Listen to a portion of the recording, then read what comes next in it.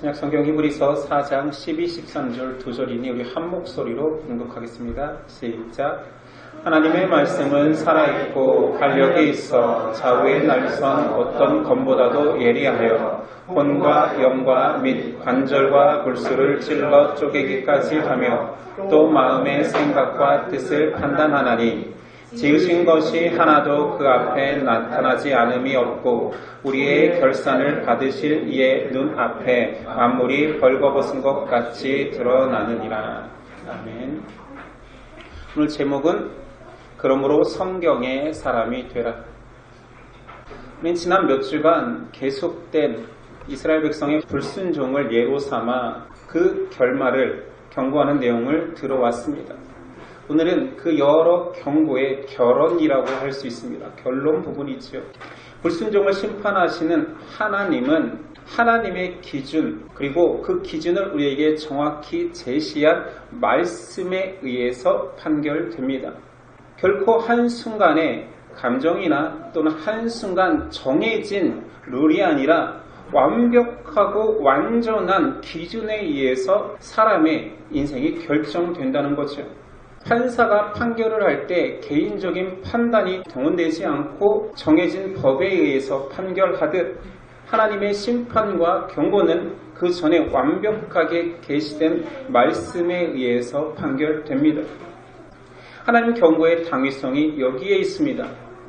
안식에 들어가는 자와 들어가지 못하는 자의 기준을 정확하게 제시했다라는 거지요. 히브리서 4장 3절. 믿는 우리들은 저 안식에 들어가는도다 그가 말씀하신 바와 같으니. 하나님은 벌써 나는 심판할 것이다. 그러나 기준이 있다. 이 정확한 기준에 의해서 순종하는 자에게는 순종의 복을, 순종하지 않는 자에게는 멸망을 주겠다. 그리고 순종하는 그 길이 어떤 길인지 완벽한 길까지 제시하셨습니다. 히브리서 4장 4절 제7일에 관하여는 어딘가에 이렇게 일렀으되, 히브리 기자가 몰라서 어딘가에 기록되었다가 아니라 너희가 다 알다시피 구약의 너무나 많은 부분에서 기록되었다시피 창세기에서는 태초부터 창조 때부터 그 안식을 하나님이 정하셨고 그 안식에 들어가는 기준을 주셨다. 여호수아 때는, 여호수아는 히브리어로는 여호수아지만 헬라어로는 예수입니다. 동일한 그 예수라는 이름의 사람이 하나님이 약속한 가나안 땅, 하나님 백성이 들어가야 할 땅으로 인도할 것이다. 순종하는 자들은 들어간다. 그리고 진정한 메시아 예수가 와서 그 일을 확증하셨지요. 계시록 7장 17절입니다. 이는 보좌 가운데서 계신 어린 양이 그들의 목자가 되사 생명수 샘으로 인도하시고 하나님께서 그들의 눈에서 모든 눈물을 씻어주실 것입니다. 하나님은 정확히 약속, 계시 보여주셨습니다.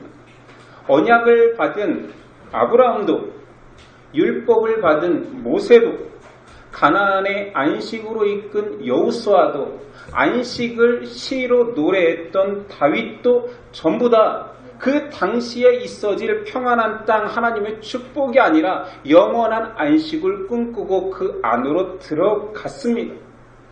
끝까지 그 말씀, 약속을 붙든 자들의 결론이 영원한 안식이었죠. 반면 히브리 기자는 들어가지 못한 자들도 있다. 2장 1절 흘러 떠 내려간 자, 3장 12절 하나님에게서 떨어진 자, 4장 1절 안식에 이르지 못할 자들이 분명 존재한다라고 합니다. 기솔이 지난 시간 마지막으로 이렇게 결론 지었죠. 4장 11절 그러므로 우리가 저 안식에 들어가기를 힘쓸지니 이는 누구든지 저 순종하지 아니하는 본에 빠지지 않게 하려 함이라. 마지막 날 인생은 정확히 양분됩니다. 불순종하여서 심판받는 자와 순종하여서 안식에 들어가는 자. 그러니 우리가 저 안식에 들어가기를 힘쓰자라고 이야기했습니다. 자, 오늘 결말과 같은 오늘 말씀 속에서는 그 분명한 기준이 있으니 인생의 분기점은 말씀이다. 말씀이 인생에 와서 그 말씀에 반응하는 자는 하나님의 백성, 하늘에 속한 자가 되고, 말씀이 인생 가운데 와서 그 말씀에 반응하지 못할 때에는 불순종하는 자, 하나님의 멸망을 받을 자라고 경고하는 거죠. 12절 이하입니다. 하나님의 말씀은 살아있고 활력이 있어 좌우에 날선 어떤 검보다도 예리하여 혼과 영과 및 관절과 골수를 찔러 쪼개기까지 하며 또 마음의 생각과 뜻을 판단하나니 지으신 것이 하나도 그 앞에 나타나지 않음이 없고 우리의 결산을 받으실 이에 눈앞에 만물이 벌거벗은 것 같이 드러나느니라. 하나님의 말씀은 생명력 있듯 살아 있습니다.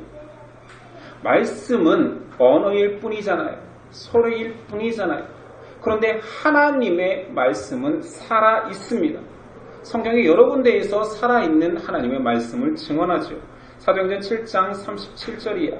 나와 같은 선지자를 세우리라 하던 자가 곧 이 모세라. 시내산에서 말하던 그 천사와 우리 조상들과 함께 광야교회에 있었고 또 살아있는 말씀을 받아 우리에게 주던 자가 이 사람이라. 모세가 전한 하나님의 메시지는 살아서 역사하는 말이었다. 생명력이었다라고 말합니다. 베드로도 증언합니다. 1장 23절. 너희가 거듭난 것은 썩어질 씨로 된 것이 아니요 썩지 아니할 씨로 된 것이니 살아있고 항상 있는 하나님의 말씀으로 되었느니라. 참 특이하죠. 사람은 모두 다 이 메시지를 들을 때 살아있습니다. 살아있으니까 언어가 들릴 거 아니에요. 서로 대화가 가능할 거 아니에요. 그런데 너희는 다시 거듭날 것인데 세상 어떤 것들로 어떤 씨로도 거듭나는 것이 아니라 살아서 역사하는 하나님의 말씀으로 너희는 다시 태어날 것이다. 이유는 말씀이 살아있기에 그 말씀이 들어가면 너희를 소성케 한다. 하나님의 말씀은 언어나 글이 아닙니다. 살아 생명력 있는 생명력이지요. 그 말씀은 그래서 과거에도 지금도 미래까지 그 말씀을 받는 모든 자들을 생명으로 인도해 냅니다. 하나님의 말씀은 운동력이 있다라고 표현합니다. 움직이지요. 빛과 같지요. 가만히 보면 그냥 존재하는 것 같지만 이건 수없이 움직이는 빛과 같습니다. 어느 곳이나 사람의 마음을 감찰해냅니다. 시인은 이렇게 고백합니다. 119편 105절. 주의 말씀은 내 발의 등이요 내 길의 빛이니. 어디를 가더라도 말씀이 나를 비추고 있다는 고백입니다. 어디로 가도 그 말씀에서 숨을 수도 없습니다. 말씀을 인정하든 인정하지 않든 그 말씀을 받아들이든 받아들이지 않든 인생 가운데서 말씀의 사각지대는 없습니다. 모든 피조물은 마지막 날 나를 계속 따라다니는 말씀에 의해서 판결받습니다. 생명으로 갈지 사망으로 갈지. 13절. 지으신 것이 하나도 그 앞에 나타나지 않음이 없고 우리의 결산을 받으실 이의 눈앞에 만물이 벌거벗은 것 같이 드러나느니라. 이것의 주어가 바로 말씀이었습니다. 말씀이 우리를 증언하기도 하죠. 이는 말씀의 사람이니 생명. 말씀이 우리를 끝까지 따라다니면서 마지막 날 심판하기도 합니다. 이는 내 말씀을 거부하였으니 사망. 하나님의 말씀은 불순종을 심판해 냅니다. 요한복음 12장 48절. 나를 쳐버리고 내 말을 받지 아니하는 자를 심판할 리가 있으니 곧 내가 한 그 말이 마지막 날에 그를 심판하리라.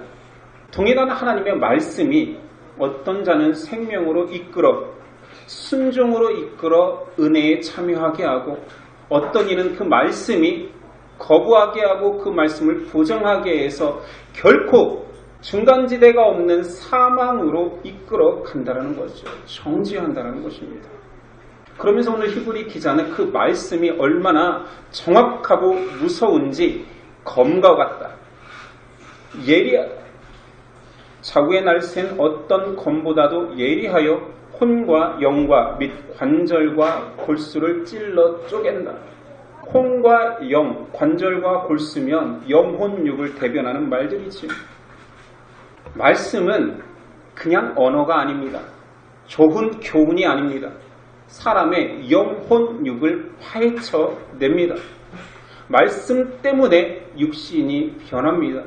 신앙생활에서 말씀 때문에 육심이 변하는 것은 하나님의 복음이 떨어졌을 때 기적과 같이 말씀을 붙들었을 때 살아나는 자들, 치유되는 자들이 존재한다는 것을 아실 것입니다. 말씀 때문에 혼도 변화됩니다. 정서가 변화되죠. 말씀에 의해서 상처받은 자들이 치유를 얻어내지요. 말씀으로 인하여서 영도 변화됩니다. 세속에 빠져있고 세상같이 죄의 종로로 타던 영이 하나님 절대자와 교제할 수 있는 영으로 새롭게 변화됩니다. 또한 말씀의 칼로 마음의 생각과 뜻을 판단하나니 사람의 생각과 뜻은 지정의로 대변됩니다. 지식이 타락한 증거의 가장 큰 것은 교만입니다. 그 교만한 자가 말씀이 들어오면 하나님의 발 앞에 엎드리는 죄인임을 고백하는 겸손한 자가 됩니다. 정서 타락의 가장 큰 증거는 무정이지요. 무자비지요. 배은망덕하지요. 그런데 말씀이 들어와 버리면 참 사랑을 알아 사람들을 섬기기 시작합니다. 의지의 타락의 가장 큰 증거는 게으름과 탐욕입니다. 말씀이 들어오면 성실해집니다. 신실하게 그리스도를 닮아갈 수밖에 없습니다. 그렇게 말씀은 수술하는 집도의 메스보다 더 날카롭게 영혼육과 지정의를 다 바꾸어낼 수 있습니다. 그래서 에베소서는 6장 17절에 성령의 검, 곧 하나님의 말씀을 가지라. 그 검은 죄를 베지요. 우리를 죄인임을 고백하게 하지요. 우리가 전인격적으로 변화될 수 있는 수술하는 의사의 집도이까지도 되기도 합니다. 그래서 우리가 잘 알고 있는 어거스틴은 성령의 검 말씀을 해석할 때에 두 날이 있다. 심판의 날인 구약 율법으로 대변되는 날과 은혜 신약으로 대변되는 우리를 구원으로 인도하는 날이 있다라고 말합니다. 그 말씀 앞에서 사람은 자신이 분해됩니다. 이것을 경험하지 못한다라면 평생 말씀의 사람, 말씀을 사모하는 사람, 말씀의 날을 노출하는 사람이 되지 못하는 거지요. 말씀은 그리스도를 주로 모시는 자에게는 생명의 날로 새롭게 합니다. 다 깎아냅니다. 죄악된 것들을 다 벗어지게 합니다. 그러나 그리스도를 거절하는 자에게는 마지막 날 심판의 무서운 날이 되어버리는 거죠. 오늘 말씀에는 말씀의 두 가지 그 기능이 설명되어 있습니다. 기독교 신앙에서 말씀을 대신할 수 있는 가장 높은 가치는 없습니다. 많은 사람들이 기도해서 말씀보다 더 권위를 가지려고 하는 계시를 받고자 합니다. 계시 한 방에 말씀을 사모하던 자보다 더 놀랍게 변화된다는 거죠. 가짜입니다. 그 현상이 가짜라는 것이 아니라 말씀보다 더 정확한, 지금 계시된 하나님의 성경보다 더 정확한 직접 계시는 없습니다. 모든 것들은 다 간접 계시일 뿐입니다. 우리가 위기를 당했을 때 성령님이 우리를 위기 가운데서 나와라, 비껴라 할 수 있는 음성이 들릴 수 있습니다. 그건 진리의 범주 속에 들어가는 것이 아니라 급하게 우리를 부르시는, 진리에 속한 나를 살리고자 하는 음성인 거지요. 그것이 보편 진리가 될 수는 없는 거지요. 그런데 은혜가 크다라고, 개인적으로 감동이 크다라고 말씀을 대신할 수는 없는 것입니다. 하나님의 진리는 말씀으로 주셨고, 우리의 구원은 말씀으로 약속하셨고, 그리고 우리가 영원한 그 진리의 길까지 끝까지 걸어낼 수 있는 믿음도 말씀으로 해석되어집니다. 진리의 기준 첫 번째는 그래서 말씀의 심판력입니다. 말씀 앞에서는 모호한 기준이 없습니다. 말씀 앞에서 세상의 가치를 드러낼 수 없습니다. 말씀은 이렇게 알고 있으나 내가 아는 가치는 이거라 말할 수 없습니다. 그건 불순종일 뿐입니다. 그래서 우리가 말씀을 보는 가장 중요한 이유는 내 가치를 말씀으로 판단해내기 위함입니다. 깎아내기 위함이죠. 말씀을 이용해서 내 가치를 충족시키는 것이 아닙니다. 많은 잘못된 신앙인들이 말씀까지도 내 가치를 높이는데, 내가 더 만족스러운 삶을 살기에 추가시키는 것으로만 사용합니다. 이것이 불순종 또는 말씀을 곡해하는 것입니다. 순종은 말씀대로 나를 맞춰가는 것을 말하지요. 세상을 택한다라는 것은 그냥 세상을 택할 수 있지, 죄 가운데 빠질 수 있지보다 근본적으로는 하나님을 거절한다라는 그 근본적인 원인을 알아야 됩니다. 왜 내가 세상에 끌리지라는 것은 내가 지금 하나님으로부터 멀어지고 있다라는 표인 것입니다. 정확한 말씀의 기준이 없는 자들은 자꾸 좌하거나 우하려는 중간지대를 찾습니다. 여러분 그런 경험해보지 않았나요? 말씀은 점점 모호하고 세상의 가치들은 점점 갖고 싶으니 중간지, 절충지역을 찾으려고 합니다. 하나님의 사람으로도 칭찬받고 세상에서도 인정받으려는. 그러나 오늘 말씀은 그럴 수 없음을 말합니다. 13절 지으신 것이 하나도 그 앞에 나타나지 않음이 없고 우리의 결산을 받으실 이의 눈 앞에 만물이 벌거벗은 것 같이 드러나느니라. 너의 하나하나는 전부 다 말씀으로만 판단받아진다. 네가 스스로 아무리 합리화한다라도 말씀이 기준이 되어서 틀렸다, 옳다라고 말할 것이다. 너가 결산받는 마지막 날에 네가 아무리 감추고 신앙생활하면서 꼼수 폈을지라도 만물이 벌거벗은 것처럼 다 드러날 것이다. 너의 꼼수는, 너의 타협은 말씀이 밝혀낼 것이다. 하나님으로부터 숨기려는 어떤 의도도 감추어지지 않고 내 스스로 이루었다라고, 그리고 하나님은 모르실 거야 또는 많은 신앙인들이 교회는 모를 거야 했던 것들은 부질없이 다 고백되어질 것입니다. 그 일을 하는 것이 바로 말씀입니다. 그러니까 사람이 말씀이 없으면 방자해지죠. 자기 뜻대로 살면서도 여전히 행복할 수 있습니다. 신앙인입니다. 하나님의 말씀에 의해서 세상 모든 사람은 완벽하게 양의 편이 되든 염소의 편이 되든 알곡의 곡간에 들어가든 쭉정이가 되어서 불에 타듯 그 정확한 기준이 말씀이 됩니다. 말씀의 두 번째 기능은 말씀의 생명력입니다. 말씀을 붙잡는 자는 말씀이 가지고 있는 그 생명력을 소유하여 능력을 발하게 됩니다. 그 능력은 독특하게 하나님의 말씀 자체의 능력이기도 하지만 예수님이 이렇게 이야기합니다. 너희에게 말씀을 주고 그 말씀을 해석하실 성령도 주겠다. 말씀을 지닌 자는 성령을 소유하고 성령의 능력의 지배를 받습니다. 성령이 도우신다고 약속했으니까요. 그럼에도 말씀을 거절하시겠습니까? 그럼에도 말씀을 옵션으로만 사용하시겠습니까? 신앙인의 본질이 이것임을 아직도 깊이 깨닫지 못하고 절실하게 사모하지 않는단 말입니까? 우린 성경의 사람이 되어야 됩니다. 우리의 본질이지요. 인생의 긴 순례의 여정 속에서 어떻게 여러분은 끝까지 하나님이 약속한 가나안까지, 요단강 건너 하나님의 도성까지 가시겠습니까? 하나님은 온전히 갈 수 있도록 우리에게 내비게이션과 같은 말씀을 주셨습니다. 이것만 따라와. 너의 판단 말고 내비게이션을 따라와. 정확하게 가장 안전한 길로 인도할 거야 했는데 자꾸 우리는 우리의 판단을 앞세웁니다. 성경의 사람이 되는 여러 가지 단계들이 있습니다. 첫 번째는 말씀을 들어야 됩니다. 믿음은 들음에서 난다고 했습니다. 히브리서 3장 7절.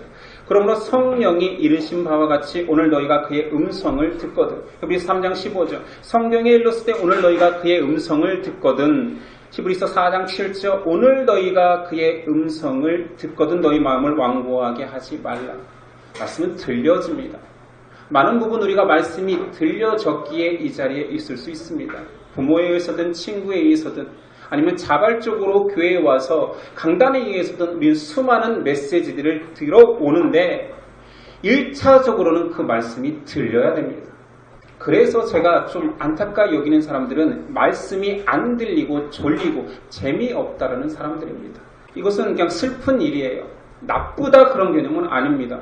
우리가 수학이 재미없다라면 나쁜 사람입니까? 슬프죠. 안타깝죠. 1차적인 것이 들음이거든요. 1차적으로 듣는다라는 것은 꼭 집어서 소리로만 듣는 것이 아니라 읽어질 때 읽어지는 것도 들리는 것입니다. 말씀이 읽어지거나 들려지지 않으면 그 다음에 대한 소망이 없습니다. 선생님이 말이나 책이 읽어지지 않는데 공부 잘하는 아이, 꿈을 이룰 수 있는 아이 된다는 것은 어불성설이죠. 1차적으로는 들려야 됩니다. 들리는 음성으로서의 그 메시지가 있어서 얼마나 다행입니까? 얼마나 다행입니까? 귀는 막아지지 않잖아요. 귀를 막을 수 있습니까? 물론 두 손으로 막고 소리 지르면 안 들릴 수도 있겠지요. 그러나 모든 사람들에게 보편적으로 모두 다 메시지는 들립니다. 모든 전 세계인에게 12월 25일이 성탄절, 아기 예수가 오신 날로 들려지지요. 받아들이는 사람은 누굴지 모르지만 다 들려집니다. 근데 들었다고 또 들은 것이 아니죠. 말씀은 진짜 들려지는 것이 시급한 문제입니다. 들려야 그 말씀 속에 너 그리로 가면 죽어! 라는 말을 들어야 피할 거 아닙니까? 최소한 이 동아줄을 붙잡아! 라는 말이 들려야 그 동아줄의 신뢰성을 떠나서 죽을 것 같으니까 잡을 거 아닙니까? 1차적으로는 들려야 돼요. 혹 말씀이 들리지 않고 읽히지 않는 사람들은 굉장히 아픈 것입니다. 굉장히 아픈 거예요. 그러니까 안타까운 거예요. 여러분들 주변에 사랑하는 사람이 아프다면 얼마나 안타깝습니까? 말씀이 들리지 않거나 읽혀지지 않는 자는 굉장히 아픈 자입니다. 하나님의 말씀은 살아있는데 그 살아있는 말씀에 의해서 사람이 살아가는데 그 말씀이 하나도 그 몸에 붙지 않고 다 흘러가니 생명력이 사라지고 있는 거죠. 두 번째 단계는 말씀이 들리는 자는 말씀을 믿어야 됩니다. 말씀은 지식이 아닙니다. 소유 개념이 아닙니다. 배워서 암기해서 알아지는 것이 아니라 그 본질로서 받아들여야 되는 믿는 단계가 필요합니다. 아는 것이 아니라 믿어야죠. 구약의 이스라엘의 멸망을 계속 경고했습니다. 그들은 아는 자였지 믿는 자가 아니었습니다. 그들은 말씀을 소유한 자였지 그 말씀의 본질을 깨닫는 자, 그 말씀 가운데로 들어간 자들은 아니었습니다. 말씀에 의해서 지워지는 그 믿음이라는 것 참 신비합니다. 사람도 신비하죠. 저는 사람을 이렇게 규정하고 싶습니다. 고린토서에서 말한 바울 개념입니다. 사람은 영혼을 담는 그릇, 사람의 영혼은 그릇입니다. 그 그릇에 생명력 있는 말씀, 믿음이라는 것, 그리고 그리스도라는 것, 그 모든 것들을 포함한 말씀이 그리스도여 믿음이 그리스도니 그것을 담아내면 복의 합이지만 그 영혼의 그릇에 아무것도 담겨있지 않으면 그건 공기가 담긴 것이 아닙니다. 보배가 담겨있으면 보배 합이 되지만 아무것도 담겨있지 않는 자를 성경은 멸망을 담을 자들, 세속을 담아내는 자들, 미신적인 것들로 가득 찰 수밖에 없는 자라고 고발하는 것입니다. 빈 그릇은 없습니다. 우린 모두 영혼에 그릇을 가지고 있는데 그 빈 그릇은 아무도 존재하지 않습니다. 그리스도가 담기거나 미신, 세속이 담겨집니다. 선포되는 말씀이 들리고 믿는다라는 것은 내 영혼의 그릇에 담아내는 것입니다. 세 번째 단계가 있으니 들리고 믿는다 고백되어지는 자들은 그 말씀대로 걸어가야 합니다. 읽고 듣는 자가 있지요. 믿는 자가 있습니다. 그러나 살아내는 수준 있는 신앙까지 가는 자도 또 적어집니다. 그걸 순종이라고 합니다. 여러분은 어느 단계입니까? 들리십니까? 그 들린 걸 믿으십니까? 그 말씀대로 살려고 몸부림치고 있습니까? 말 그대로 말씀대로 사는 것은 몸부림 같습니다. 진짜 몸부림이에요. 힘들거든요. 순종은 쉽지 않습니다. 많은 사람들이 순종을 오해합니다. 일반적인 순종을 얘기해 봅시다. 명령이라는 것을 누군가가 던졌을 때 우리는 순종을 어떻게 생각하냐면 그 명령, 그 지시가 마음에 들어서 기꺼이 하는 것을 순종이라고 생각합니다. 또는 내 마음에는 맞지 않지만 바르다라고 믿어서 순종할 수 있습니다. 믿음의 순종은 양상이 좀 다릅니다. 명령이 떨어지지요. 그 말씀을 주신 자의 권위가 믿음으로 인정되는 자는, 하나님의 말씀이라고 믿는 자는 나의 상태, 내가 기분 좋거나 나의 가치 판단에 맞아서 마음에 들어서 하는 것이 아니라 말씀이 주신 분의 그의 권위를 믿고 나는 하기 싫지만 해보는 것, 이것을 순종이라고 합니다. 이런 순종 해보셨습니까? 나는 이렇게 하고 싶지 않고 나는 여전히 이렇게 사는 것이 편한데 말씀이 이렇게 살라 하니 너무 부대끼지만 너무 힘들지만 그 길로 걸어가 보는 것. 나에게 명령하신 분을 믿기에 그분이 아직 그 모든 말씀이 나에 설득되지 않는 것 같지만 해보는 것. 이것을 순종이라고 하죠.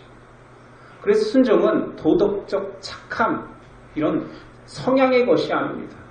순종 잘하는 아이들이 있을 수 있죠. 순종 잘하는 어른들이 있을 수 있죠. 착해서.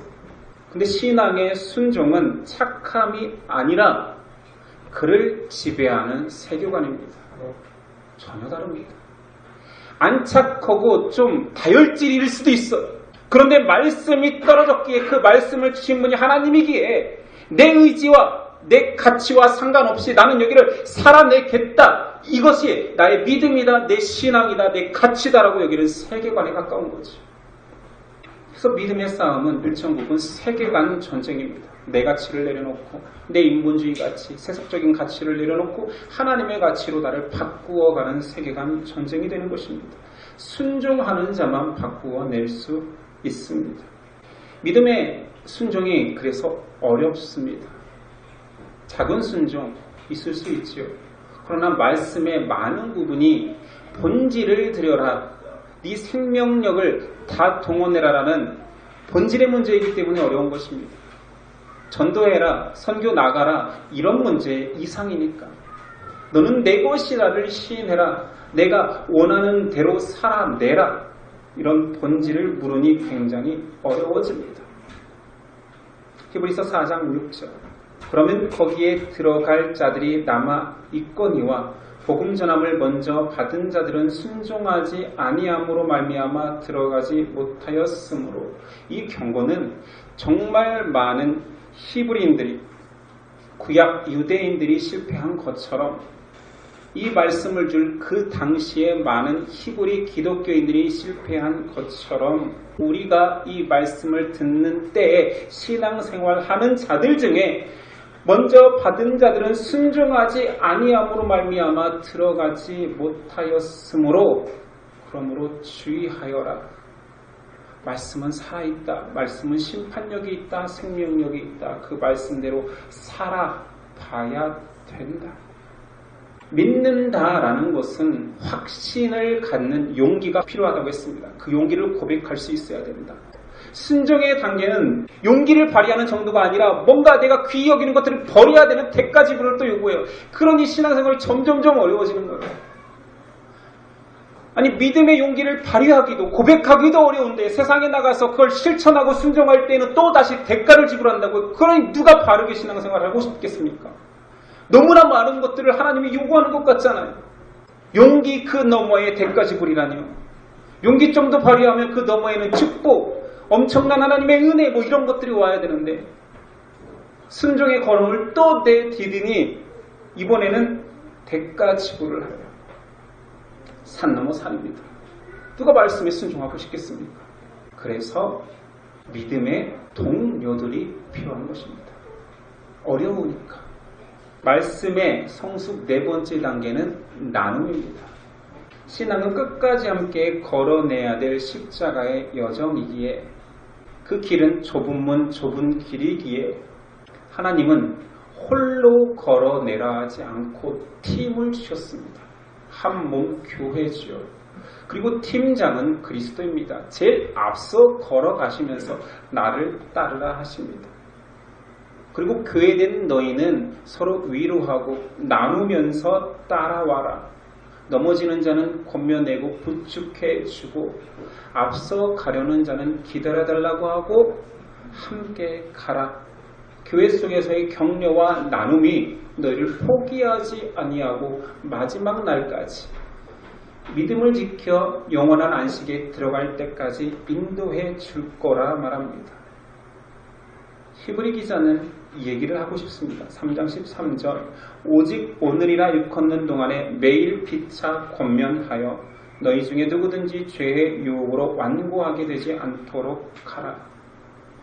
말씀을 따르는 삶 속에 만약 네 번째 말씀을 나누는 단계가 없다라면 많은 사람들이 포기하고 그 믿음에서 파산할 것입니다.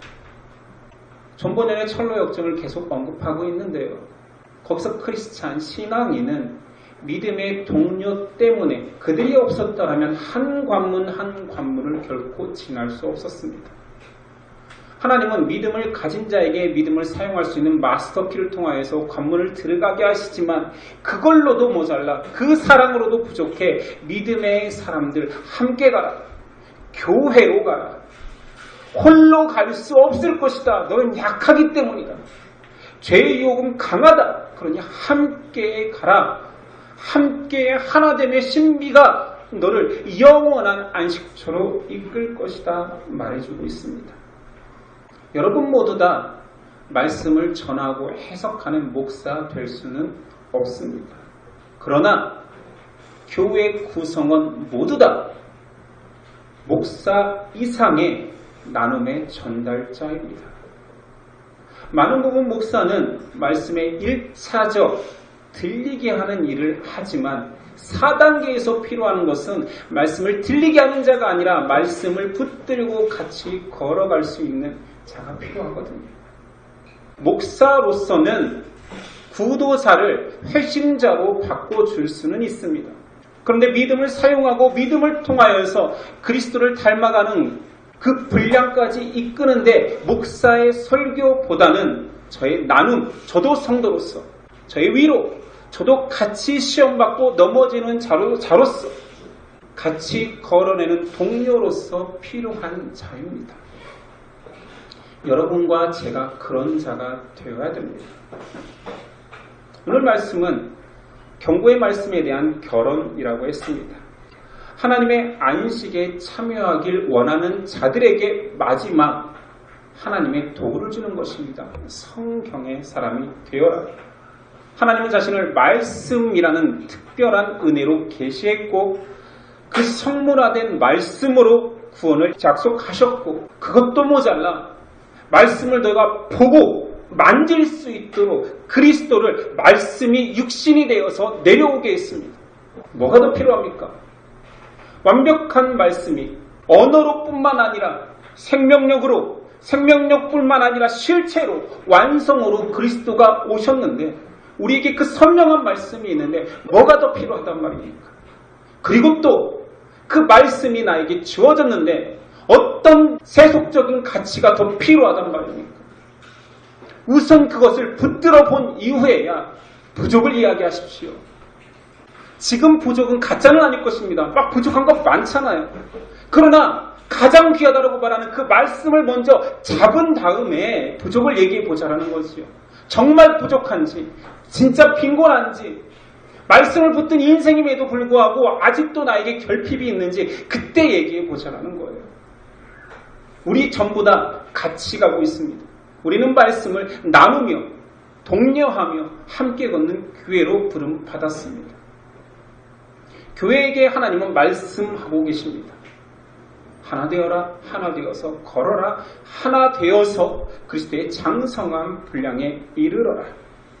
사람이 존귀한 이유, 이성을 가지고 가치를 판단할 수 있는 놀라운 판단력, 창조력이라는 놀라운 신비까지 지닌 존재로 사람이 태어난 이유는 제 개인적인 소견입니다. 성경에 써있는 말이 아니니까요.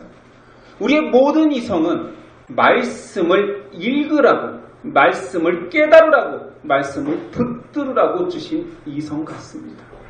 영어 공부 잘하라고 수학 공부 잘하라 해서 과학자가 되어서 사람들을 윤택하게 하라고 삶을 더 과학적으로 발전시키라고 달나라도 가고 화성도 가라고 주신 것이 아니라 진리의 말씀인 이 말씀을 깨달으라고 주신 것이 저는 이성이라고 생각합니다. 사람은 그 이성을 잘못 사용하여서 과용하여서 오용하여서 사람을 위해서만 사용하는 것뿐이지. 참 미련하게 지혜를 쓰는 것입니다. 말씀으로 모든 신비가 계시되었습니다. 말씀으로 심판은 선언되었으며 말씀으로 구원에 참여할 수 있습니다. 여러분, 말씀의 사람이 됩시다. 13절 말씀으로 지으신 것이 하나도 그 앞에 드러나지 않음이 없고 우리의 결산을 받으실 이의 눈 앞에 만물이 벌거벗은 것 같이 드러나느니라. 우린 말씀을 들었습니다. 붙잡았습니다. 순종할 것입니다. 그래서 말씀이 우리를 영원한 안식처로 이끌 것입니다. 인생 끝나는 날 이거면 됩니다. 기도하겠습니다. 하나님, 말씀을 친히 선언하셨고 기록하셨고 우리에게 전해주셨고 그 말씀대로 하나님 하나하나 이루셨습니다. 그 말씀이 우리의 심령 속에 다가와 들리고 믿고 순종하며 그 말씀대로 살아갈 수 있는 공동체 안에서 살게 하신 은혜를 주셔서 감사합니다. 말씀 가운데 성령님 함께하여 주셔서 말씀을 붙드는 우리가 하나님의 사람이 될 수 있는 능력을 주셔서 감사합니다. 그 말씀에 나를 온전히 올가매 빠뜨리는 말씀의 사람이 되도록 우리를 그리고 우리 공동체를 붙들어 주옵소서. 이 은혜 모든 것들을 허락하신 예수 그리스도의 이름으로 기도드립니다. 아멘.